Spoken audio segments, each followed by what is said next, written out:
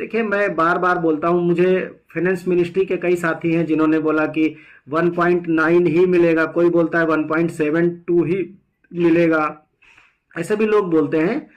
मैं आप लोगों को एक बात तो क्लियर कट बता दूं कि 1.91 या 1.92 पॉसिबल नहीं है। मतलब 1.92 पर तो आप ऑलरेडी होंगे without profit and without loss के। मतलब ऐसे समझिए कि 2.1 से किसी भी तरीके से भारत सरकार भी अगर फिटमेंट फैक्टर को कम भी करना चाहे तो कर नहीं सकती।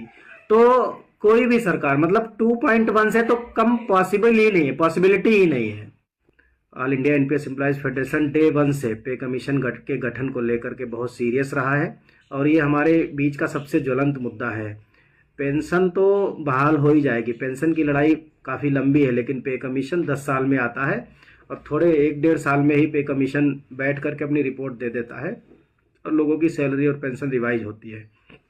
वहाँ हम लोगों को ठीक तरह से अपना रिप्रेजेंटेशन रखने की ज़रूरत है, ठीक तरह से अपनी बातचीत को पहुँचाने की ज़रूरत है, क्योंकि पे कमीशन में ऑलमोस्ट कर्मचारियों के सभी मुद्दों को रिजॉल्व किया जाता है। वो चाहे ट्रांसफ़र पॉलिसी हो, मेडिकल पॉलिसी हो, इंश्योरेंस पॉलिसी हो, कैजुअल लीव हो, अर्नड लीव हो, मेडिकल लीव हो, या फिर हाफ पे लीव हो, या जितने भी एक्स्ट्रा ऑर्डिनरी लीव हो, सीसीएल हो, चाइल्ड केयर लीव हो, पैटर्निटी लीव हो, बहुत सारी तरह की समस्याएं जो हैं, इन सभी चीज़ों को जो टैकल करता है वो पे कमीशन करता है। तो पे कमीशन हमारे समय का सबसे महत्वपूर्ण मुद्दा है आज की डेट का।